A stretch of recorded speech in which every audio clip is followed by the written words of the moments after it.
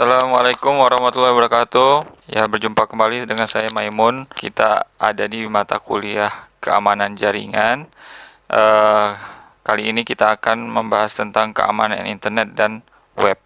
Nah, kenapa kita perlu membahas tentang ini? Karena internet ini sudah digunakan antara 10 sampai 15 tahun ya. Dan ini banyak sekali informasi yang ada di internet. Nah, bisa saja informasi tersebut itu data pribadi, data yang rahasia, atau juga data yang umum ya, bisa diakses oleh siapapun. Tapi jangan sampai data yang umum tersebut yang aslinya benar itu tidak menjadi benar, atau seperti hoax ya, itu dieksploitasi untuk kepentingan tertentu ya, misalnya untuk politis, untuk kepentingan seseorang ya, sehingga orang menjadi tenar dengan hal itu, dengan merubah informasi tersebut ya. Sehingga ini adalah fungsi dari keamanan informasi adalah mengamankan kerahasiaan, kemudian integritas datanya tidak dirubah, kemudian ketersediaan dari informasi tersebut ya, saat orang akan melakukan akses terhadap informasi tersebut itu tersedia. Jadi konsep CIA ya, confidentiality, integrity, dan availability itu harus ada di dalam keamanan jaringan atau keamanan internet. Untuk itu kita juga harus memahami struktur dari internet, di mana internet sendiri ya, di level user itu kan biasanya kita melakukan akses melalui aplikasi. Aplikasi yang ditampilkan di dalam web ini adalah menggunakan protokol HTTP atau Hypertext Transfer Protocol. Kemudian kita melakukan email ya, mengirimkan email itu juga menggunakan Send Mail Transfer Protocol. Kemudian ada juga pertukaran file ya, File Transfer Protocol. Kemudian menggunakan web server ya untuk melakukan akses informasi ya dari web browser, yaitu kemudian mengirimkan HTTP kepada web server ya untuk meminta informasi. Nah, ini jangan sampai orang melakukan attack ya melalui web browser, kemudian dia mengetikkan sesuatu di dalam web browser itu, kemudian dia bisa memanfaatkan itu sebagai jalur backdoor ke dalam web server. Selain itu kita juga harus memahami sistem lapis jaringannya ya, di mana backbone jaringan internet dapat diakses melalui Network Access Point ke ISP atau Regional Internet Service Provider, di mana Internet Service Provider ini nanti akan melakukan point of presence atau menghadirkan komunikasi secara lokal ya antara jaringan rumah, pendidikan, dan bisnis. Nah, kemudian komponen lain di dalam tier system itu adalah router. Nah, ini berfungsi sebagai jembatan ya untuk mengatur traffic ya dari network backbone menuju network access point. Di dalamnya juga ada mekanisme keamanan di mana traffic itu harus dibatasi ya melalui routing table atau melakukan pemetaan routing menuju ke ISP regional. Nah, untuk NAP sendiri adalah fasilitas ya di mana backbone itu terinterkoneksi. Di dalamnya ada ruang fisik, yaitu berupa power atau jaringan ya dari beberapa lapis internet. Nah, ini bentuknya seperti antara country atau negara dengan negara. Jadi interkoneksi dari network backbone yang lain, dari kota yang lain juga bisa. Nah, kemudian ISP itu menyediakan POP ya, atau jaringan lokal atau host-host itu ya, baik dari konsumen bisnis atau perumahan, itu bisa saling berkomunikasi dengan IP regional tersebut. Nah, gambarnya bisa kalian perhatikan ya di figur 12-1, NSP backbone A ya dan NSP backbone B dikomunikasikan menggunakan router. Kemudian kalau mau melakukan pengiriman data keluar ya ke NSP melalui NAP atau yang awan kecil putih ini ya, atau Network Access Point, sehingga ISP dapat menyediakan sebuah layanan jaringan kepada ISP yang berada dekat dengan host atau pelanggan rumah atau pelanggan bisnis yang lainnya. Kemudian komponen yang lain adalah DNS atau Domain Name System. Ini dia mengasosiasikan sebuah IP address tertentu menjadi sebuah nama domain. Nah, setiap domain name system ini ya terhubung dengan domain name yang lain, sehingga saat server itu meminta atau melakukan akses ke domain yang lain, itu sudah diinformasikan atau sudah memiliki informasi dari domain tersebut. Jadi seluruh dunia itu berisi DNS atau domain name yang sudah terintegrasi dengan IP address tertentu, sehingga mereka bisa berkomunikasi dari satu server ke server yang lain.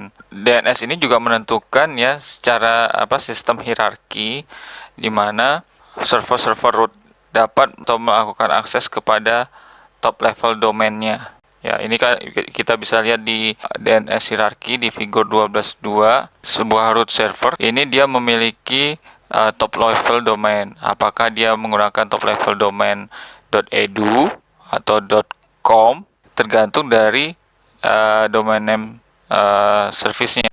Makanya kalian misalnya ingin mengakses google.com, ya berarti kan kita akan melakukan akses ke server google.com. Google adalah nama servernya, .com-nya adalah top level domain servernya. Kemudian kita juga harus memahami tentang kelemahan dari struktur internet, di mana seorang penyerang itu dapat mencari-cari lubang yang ada di dalam infrastruktur internet. Nah, ini contohnya adalah menggunakan IP spoofing. IP spoofing sendiri adalah melakukan perubahan sumber IP address ya. Misalnya kita mengirimkan data dari A ke B. Nah, kemudian attacker akan merubah sumber IP address dari A ini menjadi dirinya sendiri, sehingga seakan-akan itu adalah sumber IP address dari A. Spoofing seperti membohongi gitu ya. Nah, attacker mengirimkan ping paket ke jaringan ya untuk menemukan IP address yang sah. Kemudian dia juga bisa melakukan serangan denial of service atau melakukan pengerusakan ke dalam layanan internetnya ya, dengan mengirimkan sebuah paket ya atau membanjiri paket, yaitu paket flooding ya. Ini akan mengakibatkan crash kepada sistem jaringannya. Fungsi router sendiri kan di dalamnya ada tabel router atau tabel routing ya, di mana pemetaan dari pengiriman data itu ada di dalam router. Nah, ini sering sekali digunakan ya untuk melakukan perubahan atau pengubahan terhadap tabel routing, dan ini sangat rentan terhadap serangan. Kemudian ada DNS security, ini juga bisa melakukan spoofing ya.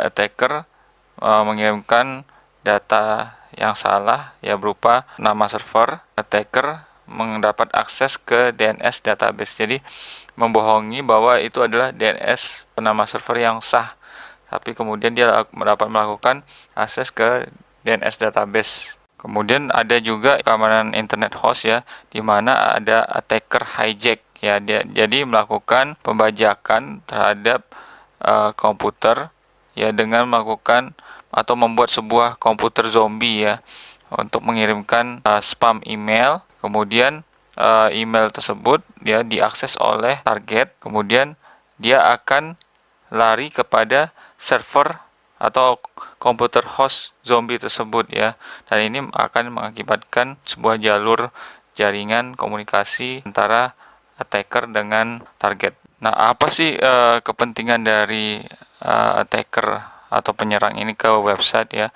Karena di dalam website sendiri ya, itu kan banyak sekali penggunaan akses-akses ya, seperti e-commerce ya atau banking, dan ini sangat valuable ya, sangat berharga, sehingga mereka akan membutuhkan data-data personal baik itu pelanggan bank tersebut ya.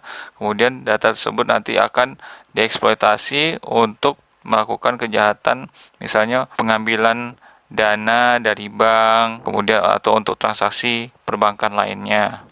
Teknik apa saja yang ada di serangan website, yaitu buffer overflow attack, ya, di mana attacker ini memanfaatkan web tersebut untuk melakukan injeksi kode malicious. Injeksi kode malicious ini menyebabkan penggunaan memori, ya, yang berlebih, ya, sehingga memori tadinya digunakan untuk proses di dalam komputer tersebut itu akan menjadi terganggu, sehingga ada overflow, ya, jadi ada kelebihan buffer atau memori sisanya itu menjadi penuh. Ini mengakibatkan sebuah sistemnya jadi kritikal. Nah, ini sering kita sekali misalnya melakukan akses di dalam komputer kita, kok tiba-tiba proses sistemnya ini dalam komputasinya lambat sekali. Nah, ini ada kemungkinan ada kode malicious atau malware di dalam sistem komputer kita. Nah, ini bisa diantisipasi dengan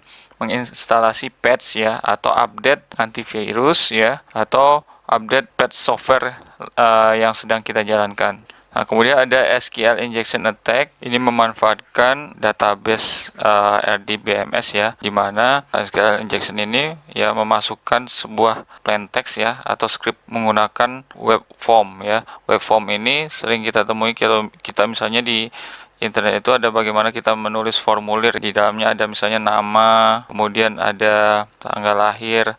Misalnya di komen-komen di dalam sebuah web form bisa dimasukkan kode-kode tertentu sehingga form itu diproses, kemudian dia akan masuk ke dalam database, akan mengakibatkan kode tadi, ya, atau plain text scripting tadi dapat melakukan eksploitasi terhadap database karena tadi memasukkan scripting plain text ke dalam form, maka dia akan terjadi error seperti ini, ya, di figur 12.4. Itu kalian bisa lihat, ya, the page cannot display, please try the following, klik bla bla bla. Inilah yang akan dimanfaatkan oleh attacker. Nah, untuk webnya sendiri, ya, tidak terlalu berdampak langsung, ya, karena dia hanya memanfaatkan web form untuk masuk ke dalam database sehingga terjadilah error, dan ini dimanfaatkan oleh attacker.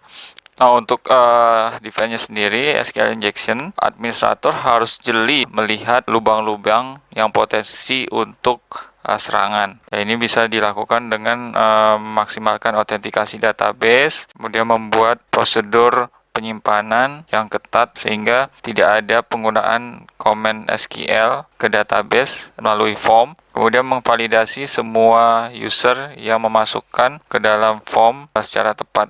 Kemudian juga bisa menggunakan DMZ, tempatkan web server dengan diasosiasikan dengan network DMZ sehingga tidak langsung akses dari web browser atau dari klien ke server bisa dilakukan, atau bisa langsung masuk ke database dari servernya.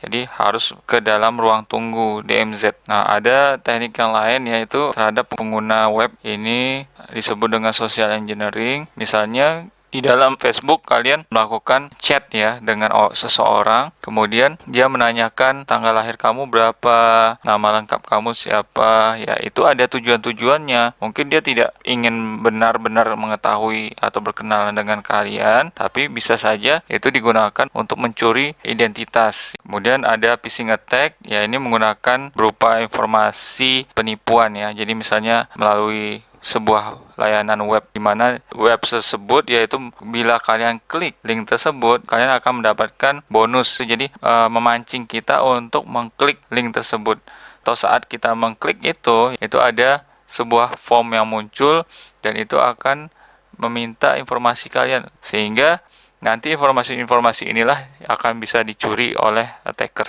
Nah, bukan hanya web penggunaan phishing, tapi email juga bisa. Misalnya ada sebuah email dari sebuah perusahaan resmi, misalnya seperti Telkom, itu berhubungan lewat email, seakan-akan adalah tagihan telepon kalian. Saat kalian klik ada link di dalam email tersebut, dia akan lari ke sebuah server penyerang, ya, yang meminta informasi tentang diri Anda. Nah, pencegahannya sendiri untuk di dalam perusahaan ya harus dilakukan pelatihan atau pemahaman keamanan terhadap pekerja atau karyawan sehingga mereka lebih berhati-hati atau mengenali paling tidak serangan-serangan phishing baik itu melalui web atau melalui email. Kemudian ada lagi serangan dengan menggunakan file attachment. Nah, ini di dalam file yang di-attach itu mungkin sudah dimasukin malware. Nah, sering juga misalnya penggunaan free PDF, free ebook. Anda juga harus atau kalian harus berhati-hati juga penggunaan ebook tersebut karena bisa jadi akan disusupi oleh malware di dalamnya. Selain itu ada serangan yaitu menggunakan ActiveX Control. ActiveX Control sendiri di dalam web ini dapat melakukan pemrograman berorientasi objek. Nah, ini bisa dimanfaatkan oleh attacker. Nah, ini biasanya di jendela web browser kalian bisa disusupi sebuah objek yang di dalamnya kalau dilakukan klik atau akses ke salah satu ActiveX ini ya atau objek pemrograman tadi itu akan melakukan akses download ya, download file. Kemudian yang ditanamkan di dalamnya ada program malware atau trojan. Pertahanannya bisa melakukan pengaturan web browser ya, ini untuk memblok ActiveX, kemudian memastikan apakah di-permit ya untuk ActiveX tertentu ya. Mungkin tidak semua ActiveX itu diblok, tapi bisa melakukan pengaturannya untuk mengizinkan ActiveX tertentu. Kemudian untuk Java Applet Attack ini adalah bagaimana program di dalam web tersebut ini ada sebuah kode atau pemrograman Java di dalamnya. Saat kita mengakses web tersebut, kode Java tadi itu akan melakukan proses dan ini dimanfaatkanlah oleh attacker. Dan pemrograman Java ini tidak dapat dilihat oleh secara kasat mata di dalam HTTP. Jadi dia running di background dari web tersebut sehingga ini akan membuat pengguna web itu tidak menyadari bahwa ada serangan di baliknya. Nah, ini biasanya dia akan melakukan akses secara tidak sah baik secara lokal maupun remote. Pencegahannya itu bisa menggunakan patch dan upgrade sistem. Nah, dari beberapa serangan tadi ya di web ya dan internet, kita harus selalu menyediakan atau mempersiapkan penguatan keamanan, yaitu disebut dengan hardening web and internet resources. Di dalam peningkatan pertahanan ini kita harus membangun sebuah jaringan atau mekanisme jaringan yang lebih kuat, misalnya menggunakan autentikasi security yang lebih kuat, kemudian ada firewallnya, bisa menggunakan DMZ tadi ya, kemudian kode autentikasi ya, bila menggunakan remote itu harus melalui VPN misalnya, atau selalu melakukan update versi software, hardware, dan media-media yang lainnya. Misalnya dengan hardening DNS server ya, ini kita bisa melakukan pengaturan primary DNS-nya ya dengan domain yang sah ya, sehingga DNS itu tidak secara otomatis kalau misalnya menggunakan DNS server secara otomatis, mungkin bisa dimanfaatkan oleh attacker untuk melakukan perubahan di tabel routing sehingga DNS servernya berubah bukan dari DNS server primary tapi dari DNS server yang lainnya. Untuk arsitektur DNS yang aman ini bisa kalian lihat di halaman 38. Nah, ini ada public DNS server. Bila ada akses menuju infrastruktur web harus melalui DMZ. Jadi di dalam DMZ ini ada public DNS server ya. Jadi tidak langsung ke dalam internal networknya. Nah, untuk advance-nya lagi ya, ini bisa menggunakan DNS secure. DNS secure ini dia menggunakan teknik kriptografi. Jadi lebih aman dan kemudian menyediakan autentikasi DNS data, memastikan integritas DNS data, bisa melakukan security aware resolver, di mana DNS server itu melakukan resolve secara fully qualified domain name ke IP address-nya. ISP sendiri sudah banyak mengimplementasi DNS secure, tapi dia juga memiliki kelemahan ya, di mana di tidak menyediakan message confidentiality, kemudian tidak melindungi DDoS attack, kemudian lebih complicated dibandingkan DNS. Ini meningkatkan kemungkinan error. Nah, untuk web server sendiri penguatannya itu menggunakan installing patch, ya, kemudian upgrade software, kemudian di IISS-nya, ya, Internet Information Service-nya itu bisa digunakan, ya, kalau misalnya menggunakan Windows 2000, Windows 7, ya, Windows 2003, ini ada layanan informasi internet dan itu lebih aman. Nah, IIS sendiri menghadirkan layanan autentikasi, kemudian menggunakan akses kontrol, membatasi akses ke dalam website, kemudian memiliki data confidentiality, yaitu support atau mendukung enkripsi SSL. Kemudian ada controlling dynamic content yang menyediakan konten interaktif dan dinamis. Kemudian ada share configuration, ini mengizinkan administrator untuk melakukan import konfigurasi file dan kunci kriptografi dari lokasi yang terpusat. Nah, jadi banyak sekali ya manfaat dari penggunaan web servers dengan IIS. Kemudian ada juga untuk ya web server lainnya, ya, seperti Linux itu menggunakan Apache Web Server. Ini versi Windows-nya juga bisa digunakan. Kemudian ini juga kita harus melakukan setting keamanannya, yaitu dengan melakukan hardening OS, ya, kemudian install Apache yang terakhir, melakukan disable atau modul Apache yang tidak perlu, membuat grup web di mana user dapat diberikan hak administratif tapi bukan akses root, ya, dan banyak lagi manfaat dari penggunaan Apache, ya. Jadi masing-masing web server itu ya ada kelebihannya, ya,